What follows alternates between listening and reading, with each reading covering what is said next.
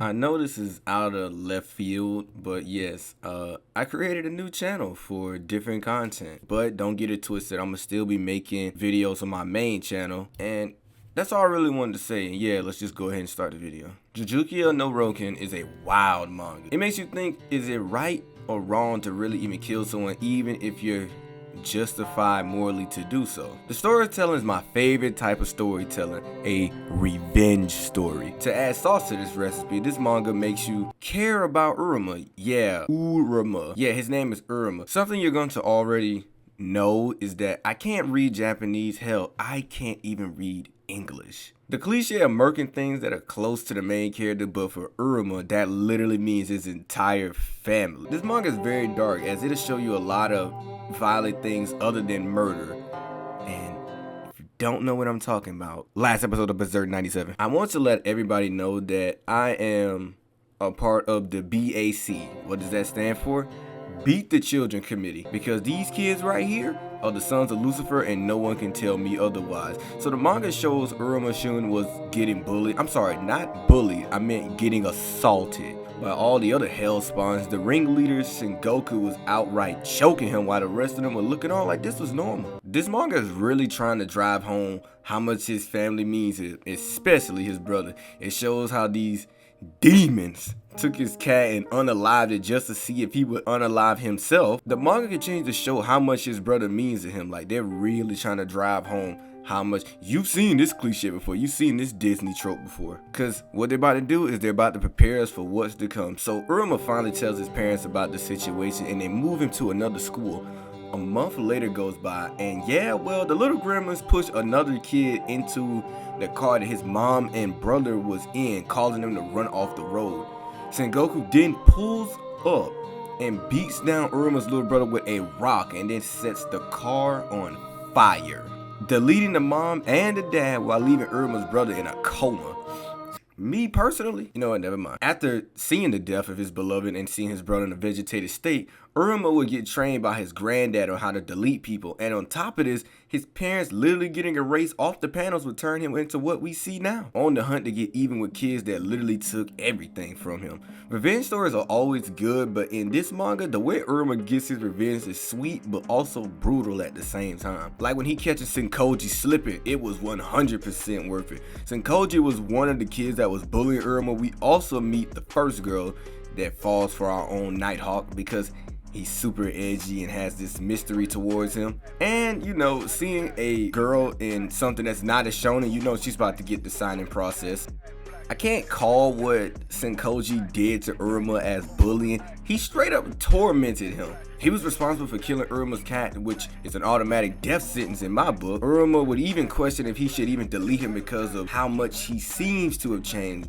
But it was a trick to try to catch Uruma lacking. Me personally, I would have popped Senkoji and kept it pushing. Because this kid is insane. Shooting nail guns while they're tied up is downright psychotic. What's even more crazy is how Uruma now sells every shot as if it was nothing.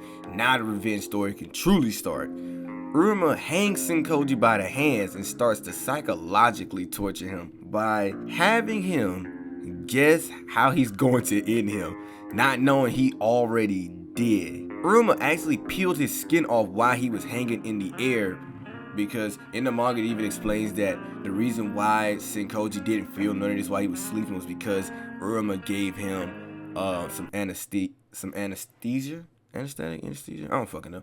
So, and they're in a dark room, so when Uruma turned on the light or like gave him some sunlight, it just showed like a brutal display of how his skin was just getting peeled off. And since his nerves were exposed, Uruma could just simply touch him. It'd be extremely painful, like a burning sensation. This was a brutal display for the start of the manga to show what's to come. He even shoots him with a BB gun. Fun fact, he literally purposely went to go find a BB gun that was pretty close and similar to the BB gun that he was using as a kid, which caused him to vomit himself and finally finish him off. The torture method just keeps on coming, so his next target was Yushiro.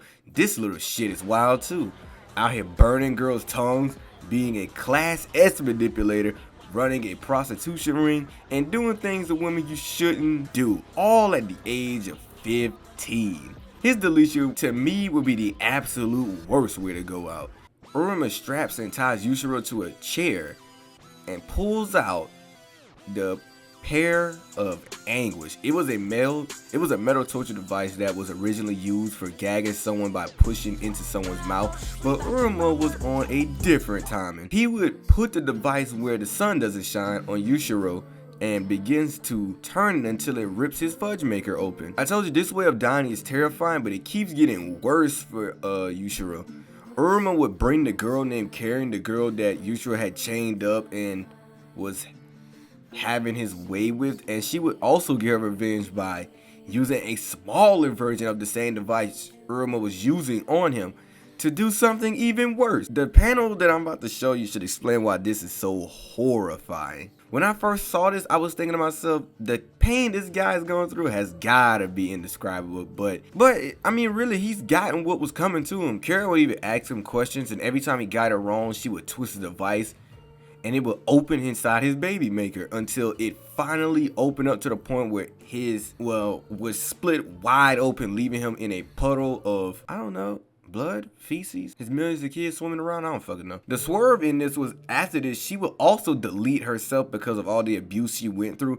This would finally get Yushiro, as if his ass and dick wasn't already open up enough, as he would finally kick the bucket. Jujuki no Roken also shows how to get rid of bodies, which is informative but also suspicious. Like 1, drink. 5, let it dissolve in a river. Yeah, the police are gonna be outside my house any minute. Throughout the manga, the author makes the characters so unlikable that you don't really feel bad for them unless you're a weird ass.